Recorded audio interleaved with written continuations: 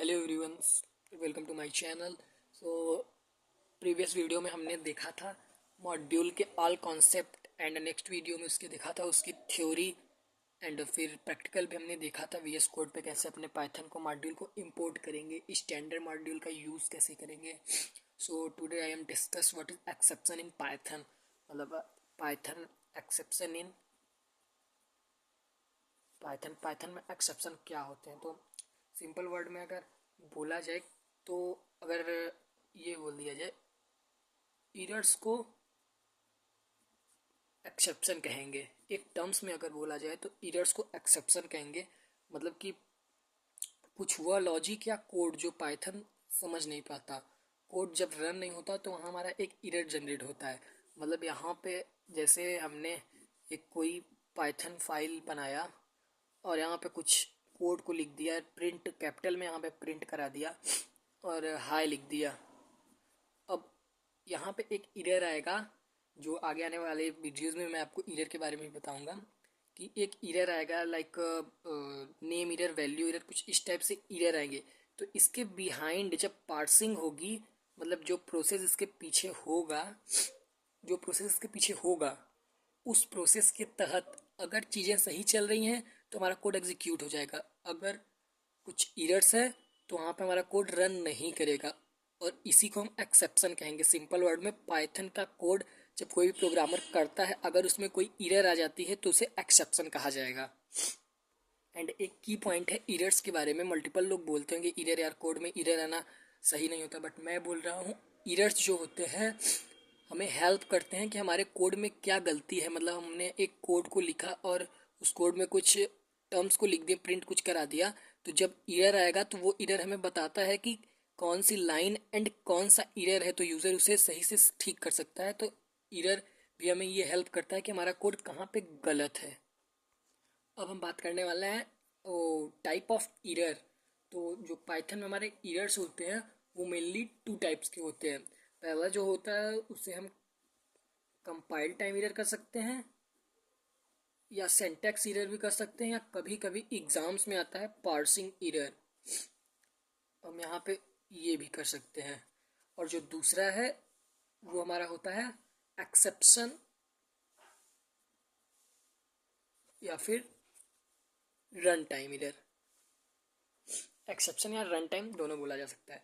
तो जो compile time, syntax and parsing error होती है ये तब होती है जब कोई प्रोग्रामर कोई कोड को लिखता है और इस कोड में ही कोई गलती कर देता है, तो हमारी compile time error, syntax error and parsing error होती है। और रन टाइम इरर ये होती है जब कोई प्रोग्रामर या फिर यूज़र कोई कोड को अपने डॉट पी वाई फाइल में लिखता है, लाइक ये वन डॉट पी वाई हमारी फाइल है, इसमें लिखता है और जब इसे इंटरप्रेटर पे रन कराता है तब जाके कोई अगर इरर आती है तो वो हमारी रन टाइम इरर या एक्सेप्शन कहलाएगी।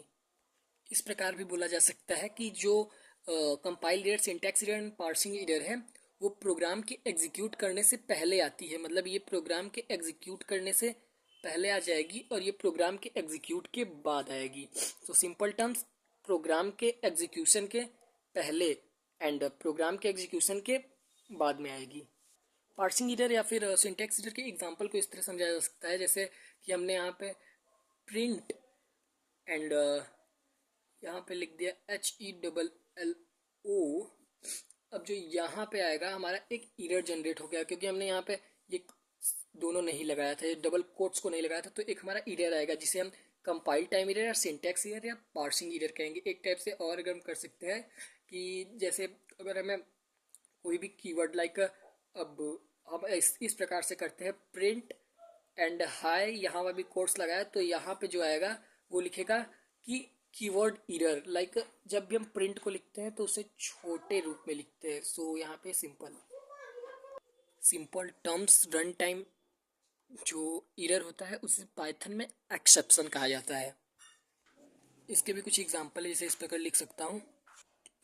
पहला है name error, second type error, value error, zero division error, index error, etc. Next वाले टॉपिक में मैं इन सभी को एक्सप्लेन करके बताने वाला हूँ।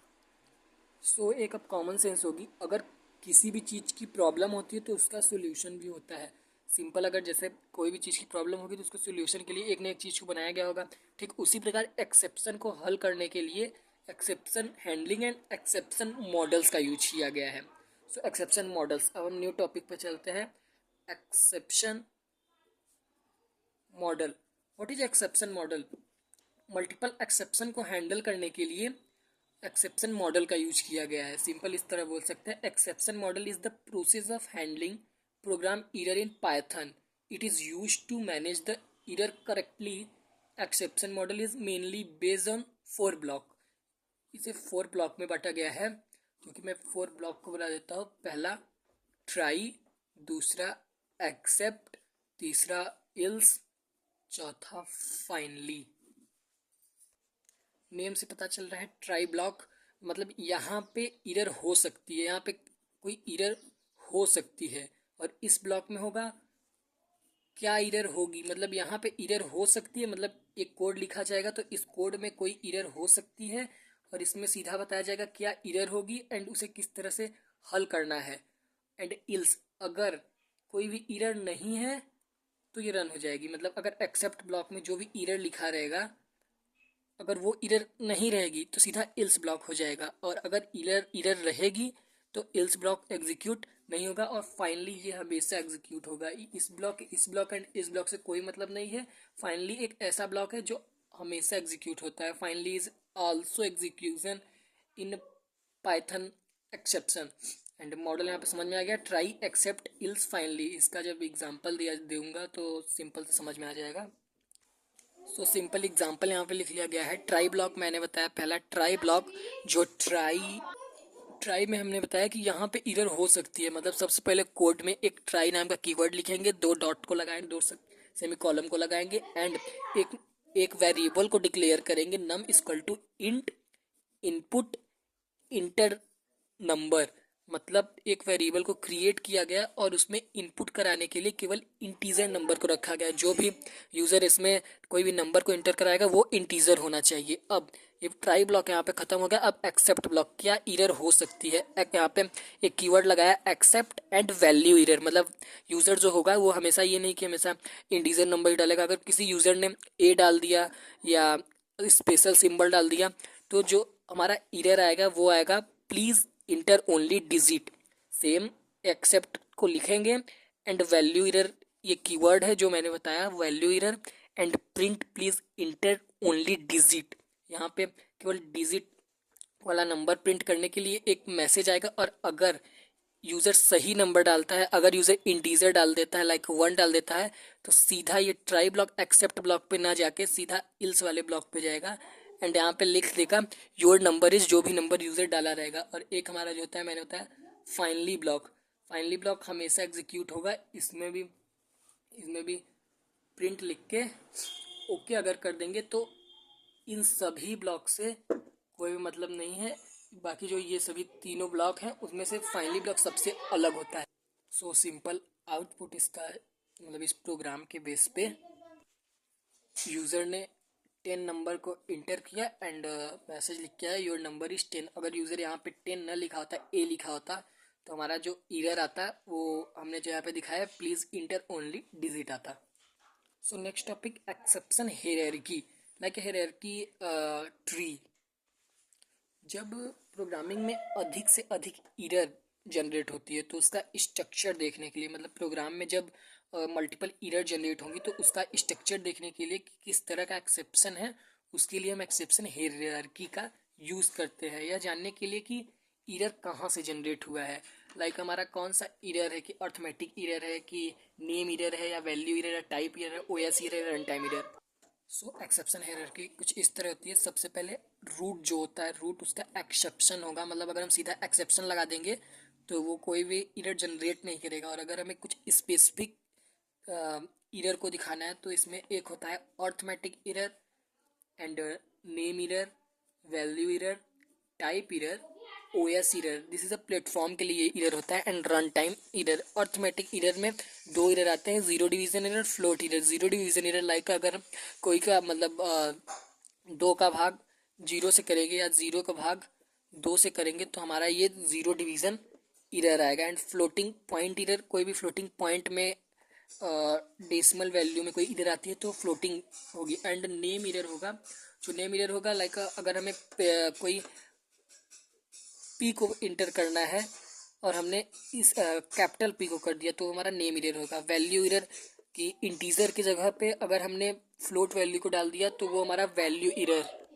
एंड इसी तरह से टाइप एरर भी होगा जो टाइपो मिस्टेक के लिए काम करेगा। And OS error, this is a platform based error कि हमारे ओएस में किसी भी फाइल को हम परमिशन उसकी ले सकते हैं कि नहीं, उसे रीड एंड राइट करने के लिए ओएस एरर का यूज़ किया जाएगा। एंड फाइल नॉट फाउंड, जब भी हम किसी फाइल को रीड या राइट या किसी फाइल को खोलना चाहेंगे अपने प्रोग्रामिंग के थ्रू, तो अगर वो फाइल हमारा होगा नहीं हमारे सिस्टम में तो सीधा लिख के आ जाएगा फाइल नॉट फाउंड दिखेगा। हमारे सिस्टम में अगर फाइल नहीं रहेगी तो फाइल नॉट फाउंड दिखा। रन टाइम एरर तो मैंने बता दिया कि किस तरह से होता है। So thanks for watching my video. And next video में हम इसका इम्प्लीमेंटेशन देखेंगे एंड प्रोग्रामिंग को देखेंगे, try except else finally block को। So subscribe my channel and thanks and support me.